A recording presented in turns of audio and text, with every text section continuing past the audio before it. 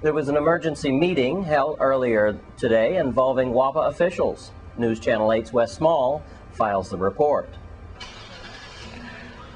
There's an emergency meeting going on right now by WAPA board members, that to discuss the very delicate and critical situation of power involving Hovensa, WAPA, and the Virgin Island government. Just to keep you up to date, Hovensa has now demanded that WAPA come through on all their past debts and also their prepaid fuel so that we can keep our electricity on in our territory. Right now, WAPA officials are meeting with government officials to try to get this situation worked on. You might know that Virgin Island Governor John DeYoung has been in emergency sessions during the last 24 hours or so to get this crucial situation alleviated. Now, if we have any information on that board meeting by the time we go to air on the air this evening, we'll certainly keep you updated on that situation. Meanwhile, we'd like to take you back to Senator Jean-Baptiste, and as we conclude my two-part series with the senator as we talk about this situation involving WAPA and Hovensa.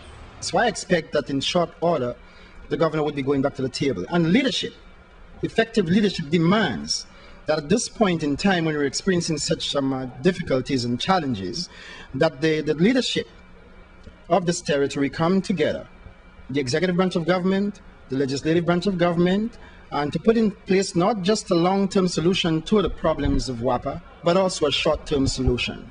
I have two that I can recommend right now, which I plan to discuss with the governor. We need to find monies out of what is available in our treasury today to address WAPA's concerns, WAPA's needs on a short-term basis. The outstanding amount of monies owed to WAPA by this government must be paid to WAPA forthwith. We've got to find the monies and pay WAPA. If not in full, but at least 50%, and find the balance to pay them in short order. Additionally, the facilities of WAPA, they're outdated. They're not operating at the level of efficiency that we expect them to operate at, and partly because of managerial mistakes of the past and other issues as well. We must now find the means to build a state-of-the-art facility that does not rely on fossil fuel oils as we know it today, but relies on other sources of energy production such as coal, petroleum coke, coupled with other renewable sources, whether it be wind, solar, and what have you. The technology is out there on the shelf. All we've got to do is to assemble the technology and find the financial wherewithal to do it. If we don't want to float bonds, I can go back to what I said earlier. We have at least one company sitting in the wings waiting. They're prepared to come in and build such a facility for us, have it operational within 18 months, and at the end of a 20-year operation spell, turn it over to this government. There is also yet another option, and I have legislation that seeks to do just that. It sits in Government Operations Committee, and I'm calling upon the chairman of that committee, if he's listening to my voice right now, to have a committee meeting so that we can take action on that bill. What this bill seeks to do is to have us tap into existing small power producers or co-producers that currently exist in the territory. And we have one.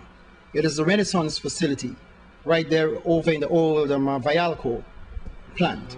And we can enter into an agreement with these guys, power purchase agreement, have them revamp, refurbish the existing facility, and again, within a period of 12 to 18 months, we can have them producing electricity at a much lower rate and supplying to WAPA. We can also have provisions in that legislation, which I am proposing, that would allow them to sell directly to industrial or commercial entities that are within a 5-mile radius.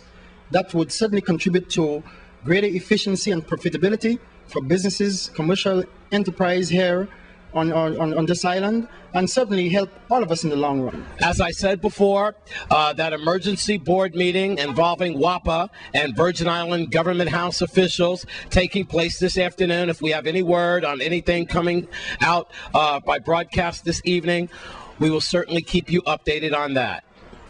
Meanwhile, here we are at the Channel 8 studios in Barron Spot. I'm Wes Small for News Channel 8.